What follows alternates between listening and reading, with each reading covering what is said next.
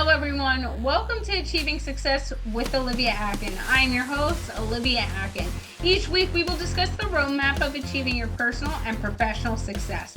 We give you real-life stories on growing personally and professionally to achieve your life and career goals with the help of some top-notch guests. Today, we are speaking with Judge Frank Szymanski. For 18 years, Judge Frank served in one of the busiest juvenile courts in the country, working with some of the most troubled and violent youth in Detroit. Through his frontline experience, he came to a powerful realizations. Americans' gun violence epidemic is rooted not only in access to weapons, but in a crisis of emotional control. Judge Frank is now on a mission to spark a revolution in consciousness, championing daily practices like meditation, mindfulness, and yoga as tools to help individuals control their emotions, transform their minds, and prevent violence before it starts. A storyteller, musician, and passionate advocate, Judge Frank is using every platform to share this message and inspire a national shift towards inner peace as the path to public safety. You can find Frank by emailing him at frankszymanski@yahoo.com. Hello, Frank. It's fantastic having you on the show. Yeah, it's great to be here. I'm excited. This is a great topic, and I want to have some fun with you and your listeners today. And let's dive into that fun. To start off the show, can you tell me what success means and looks like to Judge Frank Szymanski? So this is literally my favorite topic. I wrote a book, and I could have called it Achieving Success, but I didn't. I called it Identity Design because my view of success is that it all comes from who we are.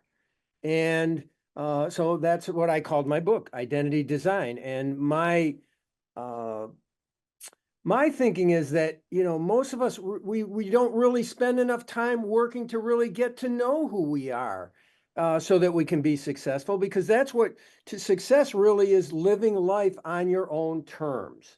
And I like to recommend that everybody, myself included, all right, so it should have a one sentence definition of who they are. So, if a spaceship landed in my backyard and an alien came out and wanted to ask me, well, who is Judge Frank? Well, I wouldn't just, say, my name or my age or whatever. I would give them the most essential point as to who I am. And I'll throw this out there. Our listeners can fill in the blanks. I came up with a little formula that they can use if they wish to, which is: I am blank, created by blank, to blank. All right. So, and I'll give you my personal definition. And to me, once you come up with this, then success is: how much of your life are you living true to how you are defining yourself? And I'm defining myself as I am a spiritual power source created by God to help others live the life of their dreams. And that has been a very liberating definition for me, because it's gotten me to realize that, I don't need to be chasing the dollar all the time, or status or anything else, because that's not how I define myself, and that's not what's important to me. And unfortunately, I think many of us live our lives, myself included, okay, I'm still a work in progress, but most of us, we live our lives spending a lot of time and a lot of energy on things that in the final analysis don't really matter. And I think it's so powerful how you brought up having that one sentence that really identifies who you are and the impact you want to make, right? Because that's something we don't really talk about. But in the same sense, you go to college, you go to different schooling, and they talk about creating your elevator pitch. What's your elevator pitch? What do you do? These sentences, but it leans into the work you do, right? It's defined and it's around the work you will be doing. And that then works into how you're identified, because that elevator pitch is really around that. Whereas you're creating, in a sense, a similar elevator pitch as some people might want to look at it, but it's really about yourself and not the work you do, not the output you give to a company or anything like that. It's really about you as an individual. For you, what made you decide to create and lean into saying, not only is this one sentence so important to be identified and talked about, but how you came up with your own one sentence uh descriptive. Yeah.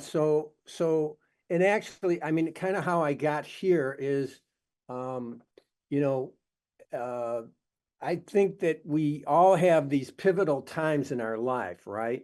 And for me, 2006 was a really pivotal year. It was the year that my first child was born. I became a father, and I got elected as a juvenile court judge in Wayne County. And it was literally like the Lord slapped me in the face and said, it's not about you anymore. And, when you become a parent and then you get on the juvenile court bench and you start hearing all these stories of this tremendous trauma and these challenges that people are facing. And that all led me to say, you know what, I really wanted to write, I wanted to come up with a guidebook for successful living, achieving success, and to me, as I say, it comes down to our identity and who we are. And so I worked on this book. I did a lot of research. I have chapters on all the most important aspects of our life. There's a chapter on the challenge identity. We have to have the right attitude towards challenges. I have a chapter called the ownership identity. We have to own what shows up in our lives. That's where our power is. When we blame others, we just give away our power. So I put all of this together, and then and part of it, I as I looked at individuals in my courtroom, and some of them really troubled and struggling in the face of these big challenges, and some others just in a very inspiring way addressing their challenges and going on, these kids with all kinds of problems in their background and then going on to college and being successful, engineers or whatever. It's very inspiring.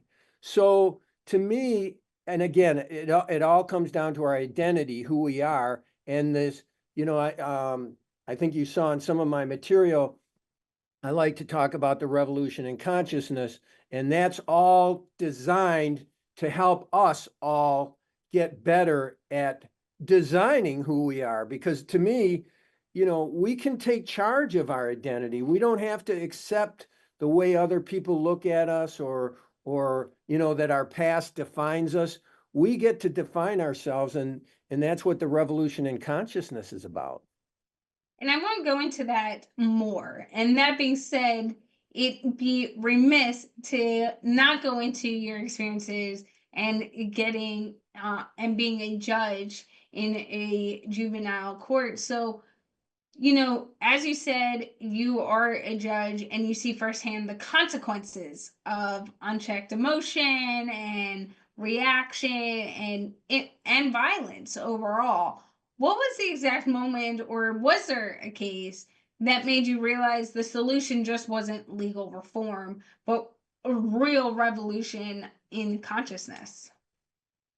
So, I got to tell you, I come from two Polish Catholic parents, seven kids, uh, six boys. My mom, she wanted one priest.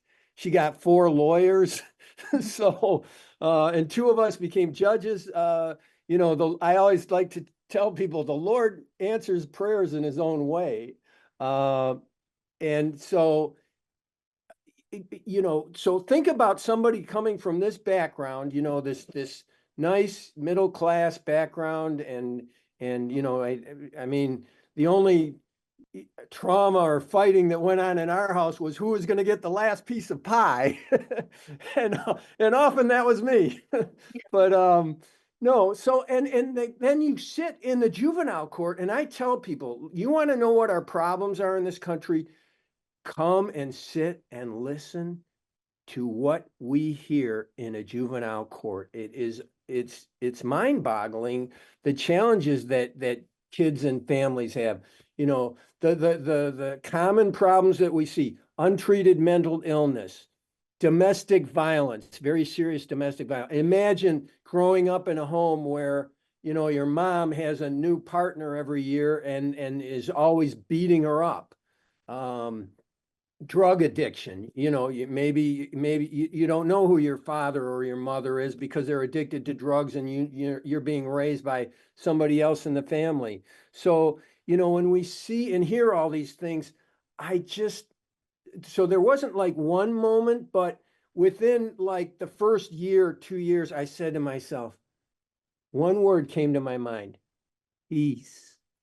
Peace. These kids, people just need some peace in their lives. And I started thinking, well, how can I promote that? What can I do to help them with that? And at the time, I wasn't a meditator. To me, that's a great story how I got into that. But I was practicing yoga, and I said, you know what? And I need to get some yoga instructors involved working with these kids, because I had some very nice experiences in my yoga practice where I was able to work through some issues by doing that. And people here in the West, we think that yoga is developed so that you can have a nice supple body or whatever. Yoga was really developed for the mind. It's really and it's wonderful for your mind. So, but that in terms of the moment or how I came to that, that's really how that came about for me. So that being said, there's two questions I want to ask you. Not to throw too much onto your plate, but I feel like you can handle it. The first one is, you brought up wanting to bring yoga to the community and to these individuals after your experience for yoga. So what did you do to make sure that happened? And then the second question you could touch on after is in the aspect of your journey in meditation. You said that it was an interesting journey, so now we got to lean into that. Sure. Yeah. Yeah. No, I'll tell you, to me, it's really one of my favorite story, and it's a defining moment in my life because, it's brought me here, to be honest. So, I decided, and as a juvenile court judge in Detroit, I don't control the budget for the treatment. I have to basically, I mean, it sounds sad, but I have to beg people to adopt my ideas, really, is what it comes down to. And so, but I can always get volunteers. I sent emails out. I looked up a bunch of yoga studios in the Detroit area, and I sent a bunch of emails out and said, hey, I'm a juvenile court judge. We have these at-risk youth that, have a lot of challenges. And let's face it, people that are into yoga, they generally have a good, compassionate heart, right? So I asked for volunteers. I asked people to come in and, talk to me, and I'd work to get them into the facilities or into the networks where they could work with our kids. I only had two people that really responded.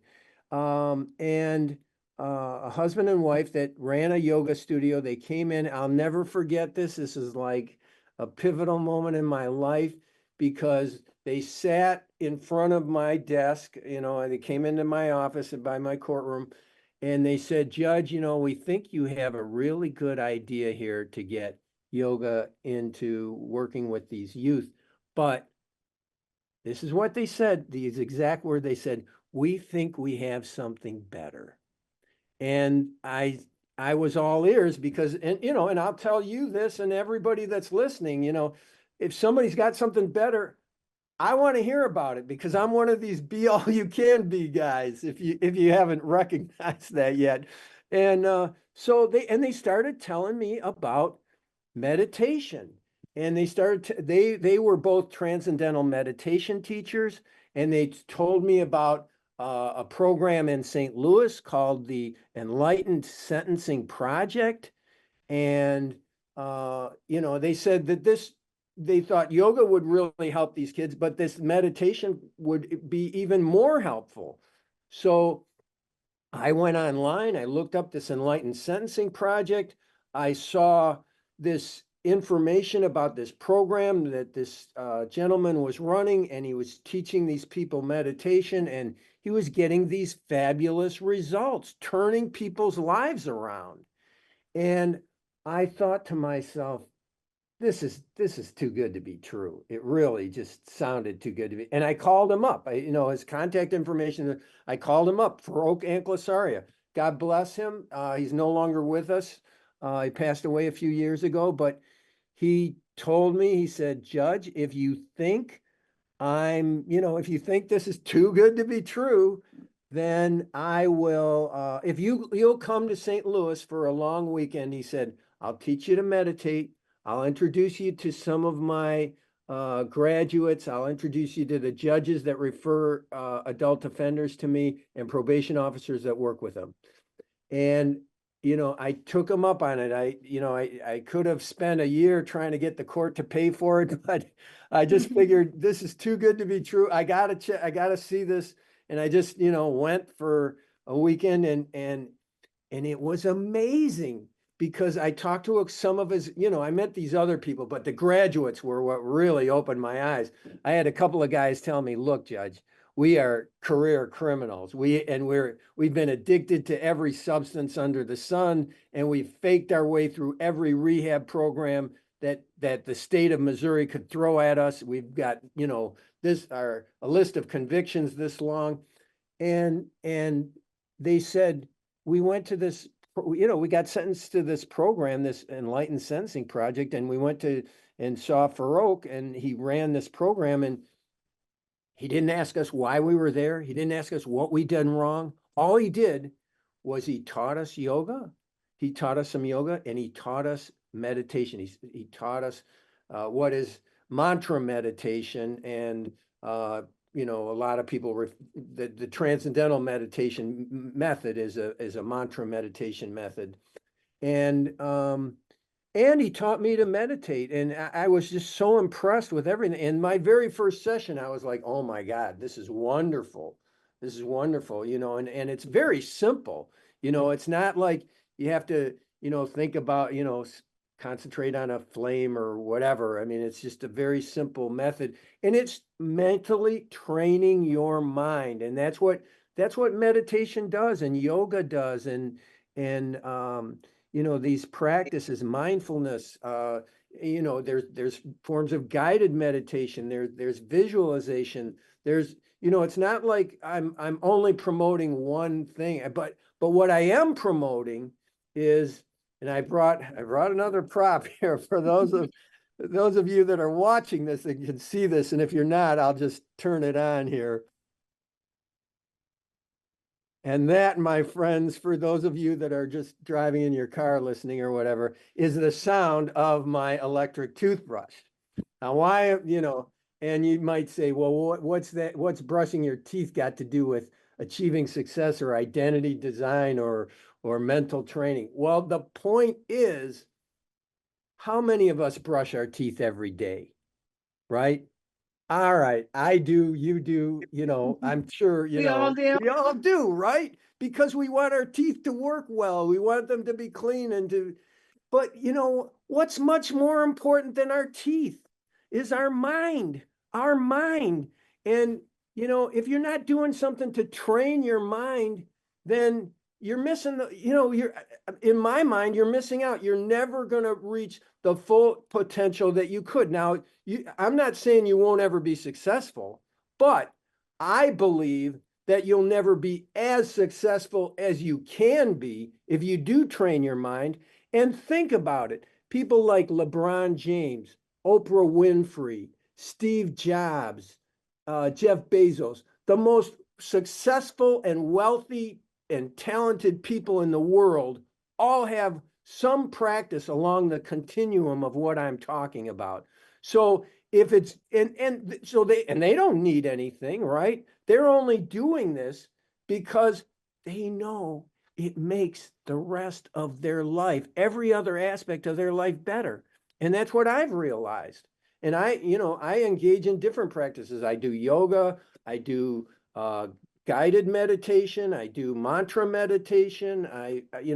I've meditated for months of my life if you add up the time that I've been doing this.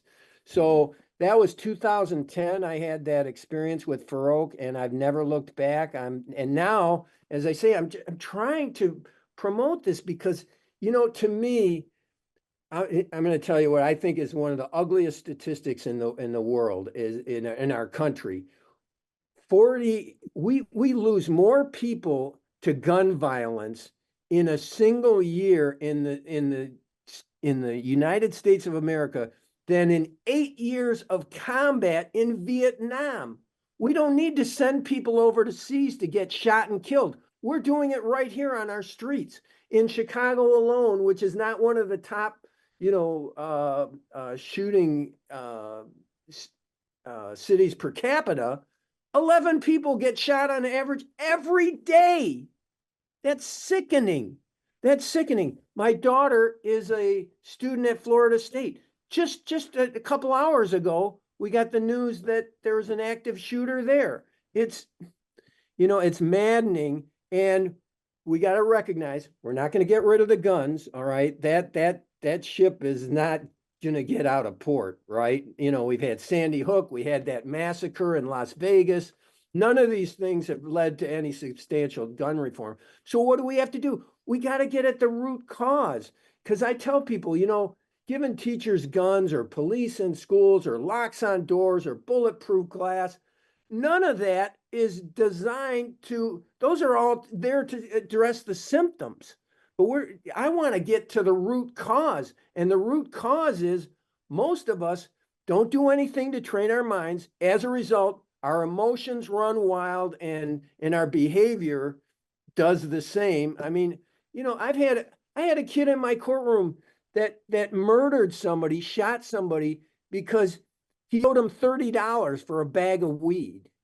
I mean, what kind of world is this? And believe me, if we can get everybody, or if we can get 10, 20%, 30% of the world of our country to start doing something on a daily basis to learn to train their minds, it'll be transformative. I guarantee that. I just know that will be the case. So, And that being said, you brought up how you do different things, yoga, different types of meditation. What would you say if someone, and by your own experiences and what you're saying, everyone should start training their mind? What's the first place someone should start? I think a simple thing that they could do is, a simple thing they could do is guided meditation, and you can go online. There's a lot of, actually just yesterday, that's what I did. I went online and I just picked out, some meditation music and played that. I make my own recordings where I have affirmations that go over the music. But if you just go and sit quietly, and then another, so, that's one thing that can be done. Let me suggest something else that they can do even while they're doing that is a simple, what I call, what's referred to as mantra meditation.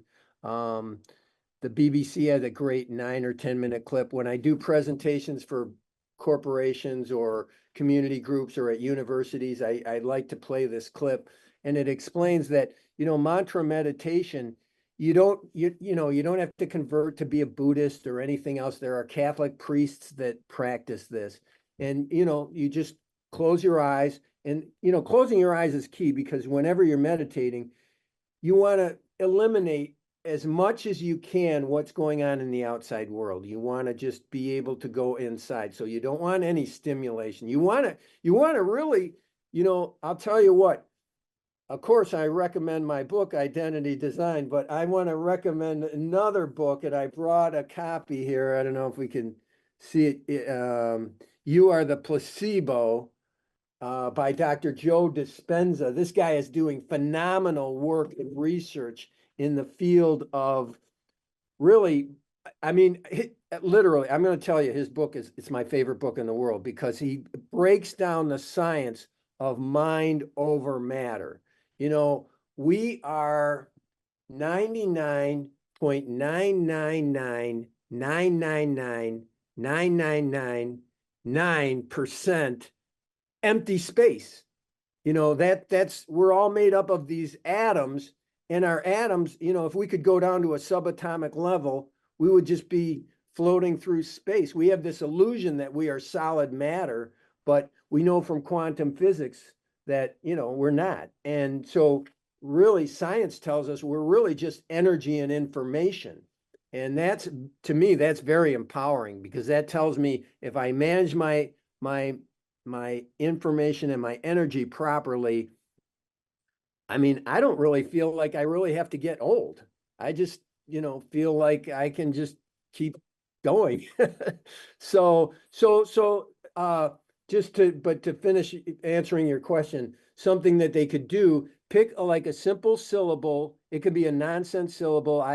You know, for example, they could say like the syllable shum and just repeat it silently to yourself. So you could just say like shum, shum, shum, shum. And you can do that in your mind while you're listening to some meditation music or while you're not listening to anything at all. If I get stuck in line somewhere and I don't have anything to occupy my mind, I can close my eyes and I can just do that. And you can do it for a few minutes. You know, even if people do 3 to 5 minutes a day, it's better than doing nothing because you're training your mind. And every time you realize you forgot to say the mantra, you go back to saying it. And that is a victory. That is you training your mind. And I have this practice that's in my book. I have something I advocate for. It's called the 760 Mad Minute Plan. And I can explain that. So what it is, and this came from, you know, when my kids were in grade school, they would come home and they'd say, yeah, we had to do mad minutes in math today. And the teacher would give them 5 minutes. They'd have a page of math problems, and they just had to do as many of those problems as they could. So I thought about it and I thought, that's a beautiful concept, you know, just taking a minute to focus on one thing. And so this 760 is, you know, 7 days a week, you spend 60 seconds and you focus on something. And so, for example, Wednesday was challenge day. So for 60 seconds, you just stop whatever you do. You can be driving or whatever, and just think about the challenges in your life that you've dealt with recently, the challenges that you are facing in the moment, or the challenges that you see coming ahead. Just to spend some time thinking about it and how you're going to address and deal with those challenges. I have another day is for ownership, where you think about, you know, owning the things that have showed up in your life. Another is, you know, the joy day. Focus on, you know, what has brought you joy this week. What is so, and the beauty of this is that, and I did this religiously for a couple of years when I first came up with the concept. Now it's so imbued in me.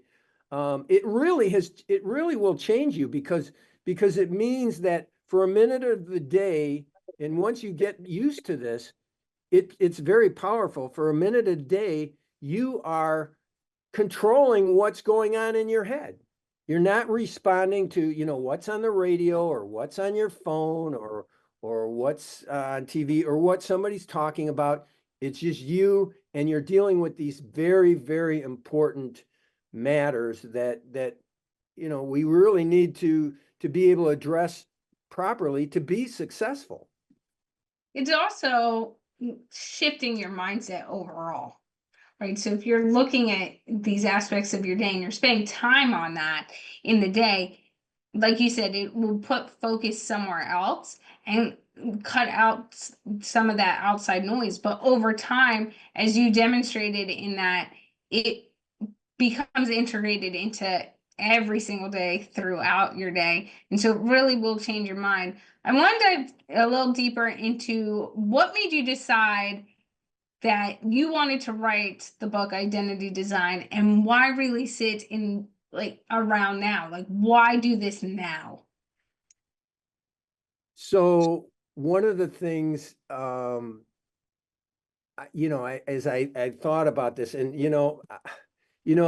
I mentioned you brought it up in the introduction. I'm a musician too, so I write songs and I perform. When I'm not doing these kinds of things or are on the bench ruling on cases, I sing in a David Bowie tribute band, and so which gives me an excuse to talk in a British accent when I want to, too. But what got me to do this is, I recognize that if I really want to get people to adopt these ideas that I think will really help transform them, I gotta learn everything that I can. I've read, if not hundreds, certainly dozens and dozens of books, and I'm always looking. I have a list of YouTube clips that 5-6 minute clips here and there. I give these out to the kids. If people want to reach out to me after the show, I can send this to them. They're great clips. They have the kind of advice that you and I think we could agree, well, if people follow it, will actually make them more successful. If they do take ownership, if they do see challenges as wonderful opportunities, and they do these things. So, I really, it's like, I kind of consider myself, I actually consider myself as the alternative rock version of Tony Robbins. All right. So, and if I wanted to do that, I should have a book, right? And I'm not saying my book is, Tony Robbins is, he's the king. I mean, he's just a brilliant person and teacher and motivator and everything. He's got that program, I'm Not Your Guru, but he's a great guru. So in any event, if I wanted to be in this space, then I really needed to do the research, and it was great. It was, I spent 2.5 years. I went through, I had all these different chapters that I wanted to talk. I talked about a couple of them already. I didn't mention my very favorite, which I'd love to, I have a chapter called The Service Identity.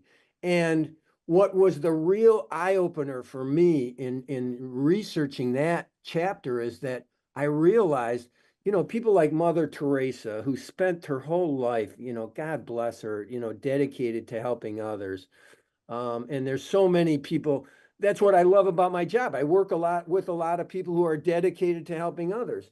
And what I realized in the research is that when we work to help others, we help ourselves more than anyone. It's really, really powerful. And I like to tell people, if you're depressed, don't sit there thinking, well, what the hell am I going to do about getting out of my depression? Think about, is there somebody I can help? Is there something I can do to help somebody else? That will get you out of your funk.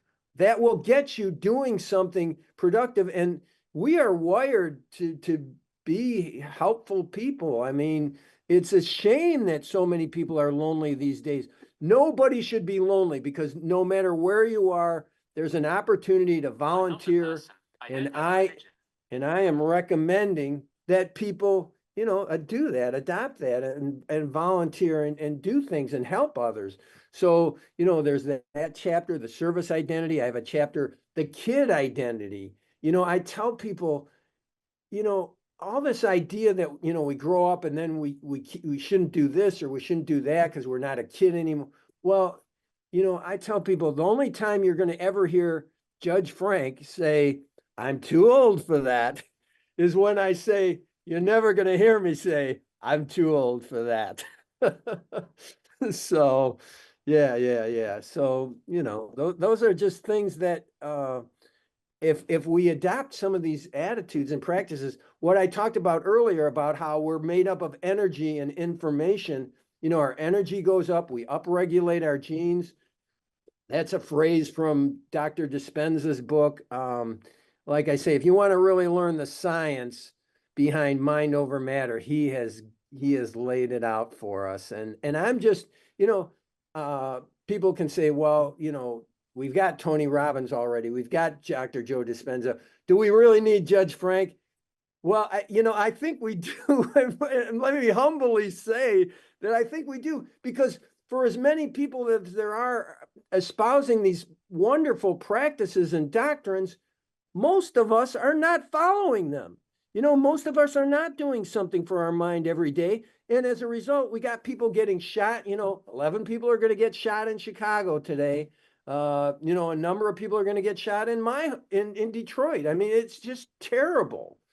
So it's really, to me, all our problems, drug addiction, violence, all the forms, domestic, gun violence, all of that, untreated mental illness. We got so many of these problems could all be improved if we all would adopt a daily practice and start getting serious about training our minds so that we can control our emotions. Because I'll tell you something, when you can control your emotions, that is a superpower. That is a superpower. And I've had people tell me, they said, well, something will happen and they expect me to, fly off the handle or whatever, which is not to say I can't ever still have the ability to do that. But, I will, but people will say, well, Judge, how come you don't get upset because you meditate? Well, okay, well then, I don't have an exclusive on this, right? Anybody can learn to do this. And that's what I'm promoting and I'm asking for. And the research says that if we can even get 1% of the population doing, well, for example, there's research on transcendental meditation, so the mantra meditation. If we could get 1% of the population, it will bring it. There's research that shows it brings down crime statistics in a community. So, these people that, spend all their time wanting to get better gun control, hey, I honor you for that effort, but I think we can get a lot more traction and a lot more results if we spend our time getting people to train their minds. And that being said, I will say, on the aspect of the power of control your emotions, I've been in some rooms where people have flown off the handle or come towards me as they're flying off the handle and waiting for the reaction. And there was one time about 2 years ago where I was in a room with a group of people and this gentleman decided to argumentatively raise his voice and kind of threaten me, and was like, keep talking, I'll pop off like this and that. And I looked at him as I'm 5 foot, 90 pounds sitting in the chair going like, what do you have to say? Like, why don't you say it? Because you're not going to get, that threat is not going to go anywhere. And like afterwards, I'm just sitting there. Now, granted, inside I was just like, okay, can this be over? Like, because I knew myself, like, I was just like, okay, I'm gonna start boiling, but also, like, in general, let's not have this confrontation. It's unneeded. Like, and in general, when anyone gets worked up, all those things start to happen. Even if you feel like you're in complete control, it's all the things happening outside of your control.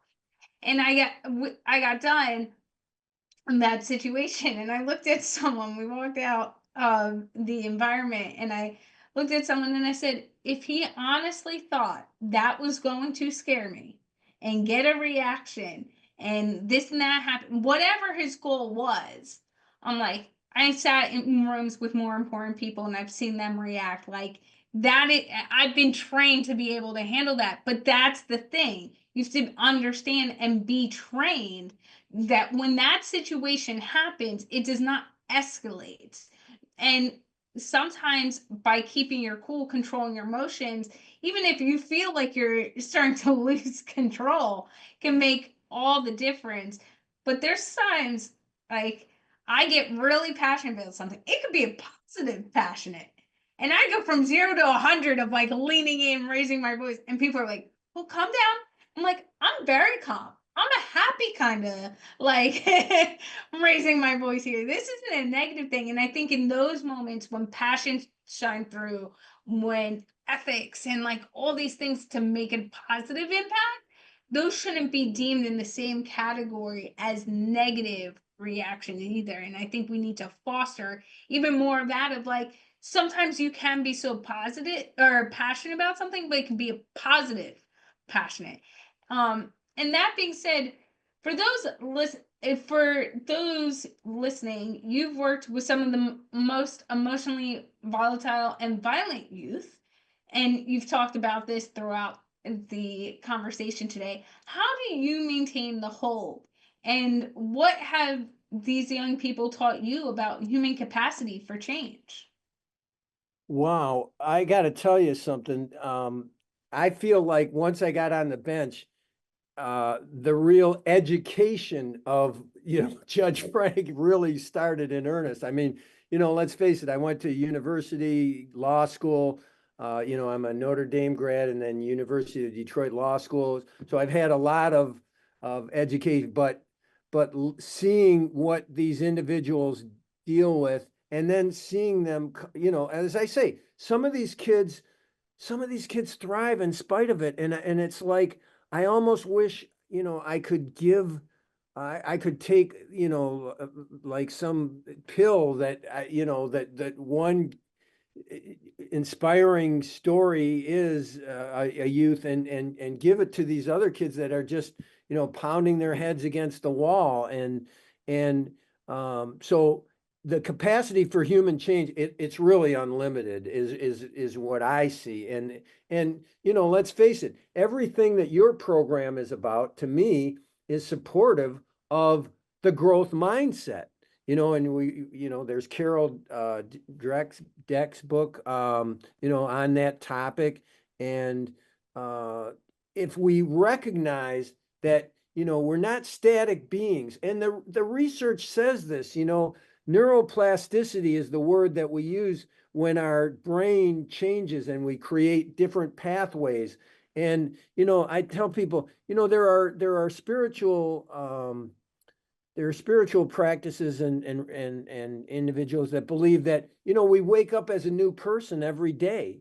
And if you think of life that way, that's very liberating, right? I mean, and I tell people, you know what, and I've got here, for those of us that are watching this and not driving in the car or whatever, when I do these presentations, I like to pull out this, I'm showing you a rear view mirror from a car. And I tell people, and I do these presentations and I pass this around the room and I ask everybody to take a look hold it up as if they're driving their car, take a look and to identify at least one thing in that rear view mirror. And then, after everybody does that, I ask them, I say, so, what did you see? And somebody will say, well, I saw the back wall, or I saw, John is sitting behind me, or Tiara, or whatever. And I said, okay, so, and where is everything that you saw in that mirror? Well, it's behind you. And then I ask, well, where is everything that you've ever done? It's behind you. Where is everything that you've ever said or everything that's ever been said to you? It's all behind us. And I tell people, you don't want to drive through life looking in the rear view mirror. Don't let that stuff define you. Every day you got to be thinking about, okay, what am I going to do so that I'm a better version of myself today than I was yesterday? And when you do that, mental training, right? That just leans right into what we're talking about, because that's the way you get to be better. And, I've done presentations for coaches and athletes and corporate leaders and, community groups and at-risk youth. And this is what I tell them. I say, if you want to really be all you can be, you got to train your mind, because otherwise you're not going to reach your full potential. So, that's, and the other thing that I've had a great time doing is writing songs that support this message. I have a musical project with a guitarist producer from Montreal. I love the French Canadians. I'm a hockey player too.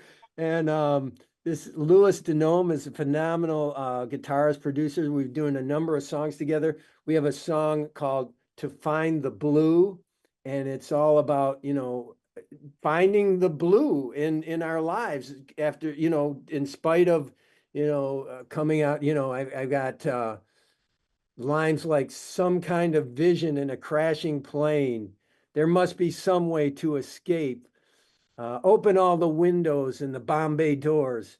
Open them right now, for heaven's sake." And then it goes into the chorus, about finding the blue. So, and another song called "The New Design," which is, again, it's like, you just really have to, define who you are, and that will be your identity. And so I love bringing this in. And when I do the presentations, I get to do a little song and dance too. It's a lot of fun, and it's a message that I'm looking for people to invite me to speak to their groups or whatever. If they want to hear some more madness about training their mind, I'm the guy. Well, that being said, Frank, how can people get in touch with you if they want to connect with you? Yeah, so my website, if they want to learn about my work and see some things, and they can connect with me through my music or my speaking work. The website is very simple, judgefrank.com, judgefrank.com. And if they want to email me, info@judgefrank.com. So those are ways that they can get a hold of me. I'm very and just to go back to one thing you said a minute ago, I'm not trying to tell people they should live without emotions. Oh God, no, that nobody wants to live that way. But I like what you said, positive emotions. What's wrong with positive emotions? This has been a wonderful experience for me. I think it's been a positive exchange, and I hope your listeners have enjoyed it, and I hope they've gotten some infotainment out of it. I love it. And thank you, Frank, for all of your insight today. I have found it fun, engaging, and informative. So, I mean, I do hold pretty big weight on the show. So if I find it those things, I bet everyone listening does too. Well, God bless, and God bless the listeners, and I tell people, one of the things that I do when I do presentations, I hand out these cards, and on one side it says "why," because I want people to think about, why are you doing what you're doing? And if we do that, and if we focus on that, and we recognize, hey, it's not about how many dollars you're earning, it's about much more than that, then that is a road to achieving success in my mind. And God bless you, and thanks for having me on. It's been a blast. I've enjoyed it too. And a few of our key takeaways from today's conversation include success all comes from who we are. And that is something that Judge Frank started with, is really identifying your design of who you are, as well as what is your one sentence of who you are.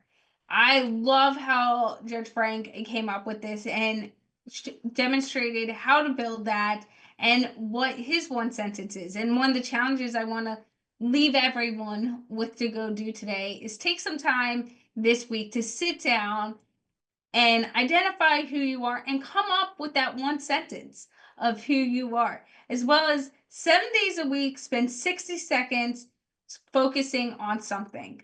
I think, Judge Frank's theme of our conversation today is identity design, but also driving it forward with purpose and meditation and healthy consciousness and the revolution, obviously, of consciousness as well. And one of those big things in all of our revolutions can be meditation, spending as little as 60 seconds a day. If you tell me you can't spend 60 seconds a day, then we need to have a conversation in this. But spending 60 seconds a day and focusing on things, as Frank mentioned, it can be something different every day, and it can really propel you forward and become part of your daily routine, at first for 60 seconds, but then, throughout to your day, as well as when we work to help others, we help ourselves. And a lot of times when we're going through things, we think we are alone, but we are not. And so when you sit down in that and realize other people are going through this as well, and you are able to show up from them, you are showing up for yourself as well. And lastly, what is one thing that is in your rear view mirror? I love the analogy that Judge Frank brought up of the rear view mirror, and what are all those things in your rear view mirror. So I'm going to give the listeners 2 challenges this week, and the second one is take some time, look in that rear view mirror, and go through that practice he walked us through. This was a great episode with our top-notch guest, Judge Frank Szymanski. Thank you for listening, and have a successful day.